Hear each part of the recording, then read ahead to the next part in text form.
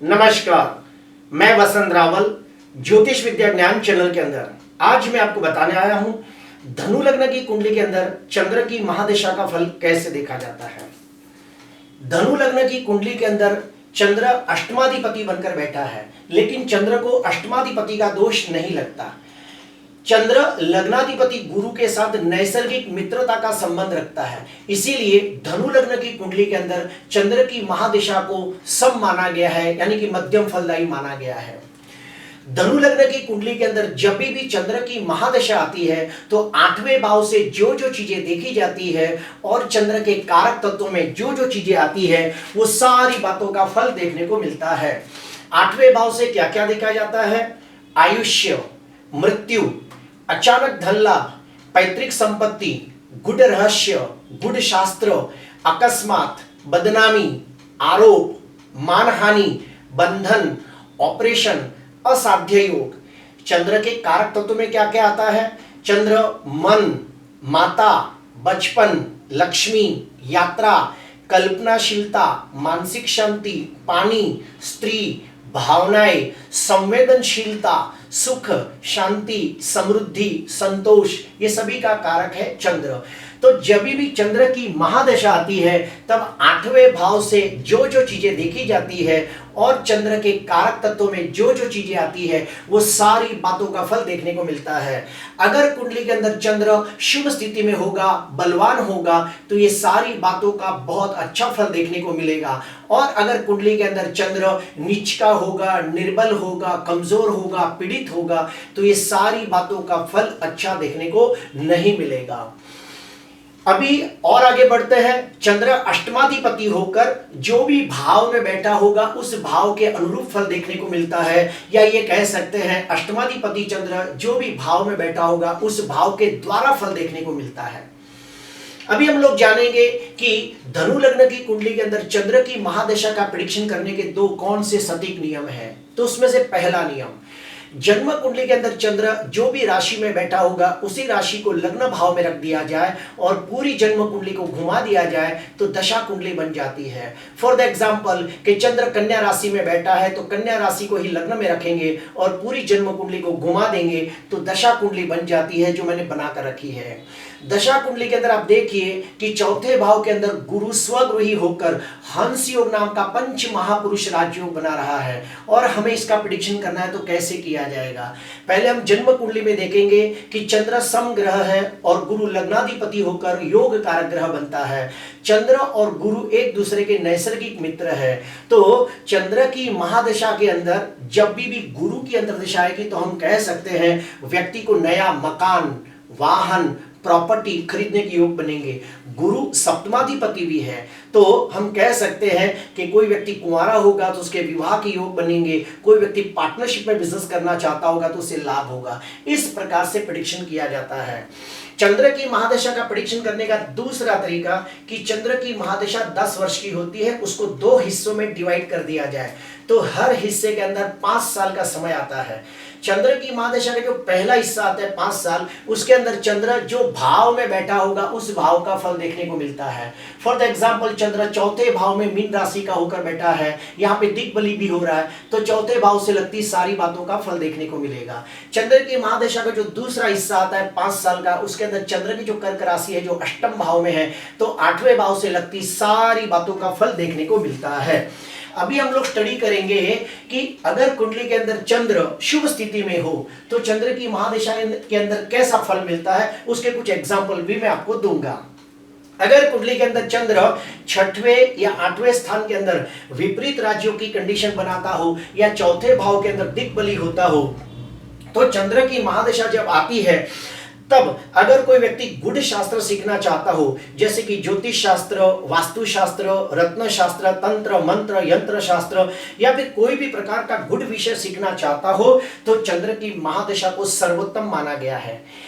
चंद्र 6वें या 8वें स्थान में विपरीत राज्यों की कंडीशन बनाता हो और उसके ऊपर पंचमाधिपति मंगल और लग्नाधिपति गुरु की दृष्टि हो तो वो व्यक्ति का इंट्यूशन पावर बड़ा स्ट्रांग होता है। उनको भविष्य में घटने वाली घटनाओं के बारे में पहले से कुछ भास हो जाता है। चंद्र अष्टमाधिपति, ध्यान से सुनना, चंद्र अष्टमाधिपति होकर चौथे भाव के अंदर मंगल और गुरु के साथ युति करके बैठा हो, अर्थात चंद्र मंगल गुरु की युति चौथे भाव में हो तो उन लोगों को पैतृक संपत्ति मिलने के योग बनते हैं। वैसा ही और एक योग है कि अष्टमाधिपति चंद्र, लग्नाधिपति गुरु और पंचमाधिपति मंगल, फिर से बोलता हूं, चंद्र मंगल गुरु की युति अगर 11वें भाव में होती हो तो भी उन लोगों को पैतृक संपत्ति मिलने के योग बनते हैं। उसके बाद चंद्र मंगल गुरु और सूर्य, ये चारों ग्रहों की युति अगर पंचम भाव में होती हो तो ऐसे लोग प्रखर ज्योतिषी बन सकते हैं और ऐसे लोग बड़े कर्मकांडी विद्वान ब्राह्मण भी बन सकते हैं। बड़े बड़े विद्वान, ज्ञानी, प्रखर पंडित, ज्योतिषी, तांत्रिक, प्रवचनकार, ऐसे लोगों की कुंडली के अंदर चंद्र मंगल सूर्य और गुरु की युति पंचम भाव में देखी गई है। अभी हम लोग स्टडी करेंगे चंद्र के कारक तत्व के बारे में। अगर कुंडली के अंदर चंद्र शुभ स्थिति में हो, अगर कुंडली के अंदर चंद्र 6वें 8वें स्थान में विपरीत राज्यों की कंडीशन बनाता हो, चंद्र दिग्बली होकर बैठा हो, नवमाश में बलवान हो, तो चंद्र की महादशा के अंदर व्यक्ति नौकरी धंधा करके बहुत अच्छी उन्नति प्रगति करता है और आर्थिक दृष्टि से सद्धर होता है और संसार के सर्व प्रकार के सांसारिक और भौतिक सुखों की प्राप्ति करके समाज के अंदर मान सम्मान प्रतिष्ठा पूर्वक अपना जीवन व्यतीत करता है। चंद्र माता का भी कारक है, तो चंद्र अगर कुंडली में शुभ स्थिति में हो तो माता के सुख में वृद्धि करता है और माता के द्वारा कुछ लाभ होता है जब चंद्र की महादशा आती है। उसके बाद चंद्र मंगल सूर्य की युति प्रथम भाव में हो और उसके ऊपर गुरु की दृष्टि हो, फिर से बोलता हूं, चंद्र मंगल और सूर्य की युति प्रथम भाव में हो और उसके ऊपर गुरु की पूर्ण दृष्टि हो तो ऐसे व्यक्ति कम मेहनत में बहुत अच्छा धन कमाते हैं और समाज के अंदर मान सम्मान के अधिकारी बनते हैं। ऐसे लोग एक अच्छे ज्योतिषकार या प्रखर पंडित भी बन सकते हैं और उनको बार बार यात्रा के योग बनते हैं। अभी हम लोग स्टडी करेंगे अशुभ। अगर कुंडली के अंदर चंद्र नीच का हो या फिर शनि राहु केतु से पीड़ित हो और नवमाश में भी निर्बल हो, षडबल में भी कमजोर हो, तो चंद्र की महादशा के अंदर माता के सुख में कमी आती है, व्यापार में बार बार नुकसानी के योग बनते हैं, देश विदेश की यात्रा के अंदर रुकावटें आती है। अगर चंद्र कमजोर हो तो व्यक्ति को चंद्र की महादशा के अंदर बहुत ही संघर्षों का सामना करना पड़ता है, उसके जीवन में बहुत सारे उतार चढ़ाव आते हैं और मानसिक दृष्टि से उदास, हताश, निराश हो जाता है। और अगर चंद्र की महादशा में कोई अशुभ घटना घट गई तो उसे एंजाइटी या डिप्रेशन भी हो सकता है। अगर कुंडली के अंदर अष्टम भाव के अंदर चंद्र शनि राहु केतु के साथ पीड़ित हो तो लोग मानसिक डिप्रेशन में जाकर अपने आप को हानि पहुंचाने का भी प्रयास करते हैं। धनु लग्न की कुंडली के अंदर चंद्र अष्टमाधिपति है तो चंद्र की 10 साल की महादशा पूरी की पूरी खराब नहीं जाएगी। उसके अंदर जब भी कारक ग्रहों की अंतर्दशा आएगी तो बहुत अच्छा फल मिलेगा। लग्नाधिपति गुरु, पंचमाधिपति मंगल, भाग्याधिपति सूर्य, ये तीनों तीन कुंडली के कारक है और गुरु मंगल सूर्य का चंद्र के साथ नैसर्गिक मित्रता का संबंध है। तो चंद्र की महादशा के अंदर गुरु मंगल और सूर्य की जब भी अंतर्दशा आएगी तो निश्चित तौर पर बहुत अच्छा फल मिलेगा। सिर्फ शर्त यह है कि ये कुंडली के अंदर शुभ स्थिति होने चाहिए।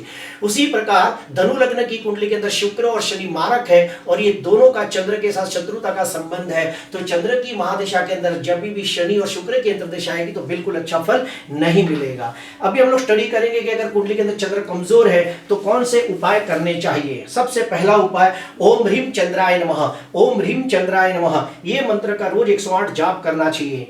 अगर धन की वृद्धि चाहिए तो माता लक्ष्मी का अनुष्ठान करे, पूर्णिमा का उपवास करे, शिव मंदिर जाकर रुद्राभिषेक करे, दूध दही घी शक्कर सफेद वस्त्र साबूदाना चावल पतासे का दान करे। और याद रहे कि धनु लग्न वालों को गलती से भी चंद्र का रत्न मोती धारण नहीं करना चाहिए।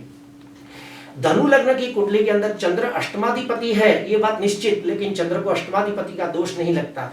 अगर कुंडली के अंदर चंद्र गुरु के साथ मिलकर या मंगल के साथ मिलकर कोई अच्छा राजयोग बनाता हो, जैसे चंद्र गुरु का गजकेसरी योग, चंद्र मंगल का लक्ष्मी योग और वो शुभ स्थिति में हो तो चंद्र की महादशा के अंदर बहुत बहुत अच्छा फल देखने को मिलता है।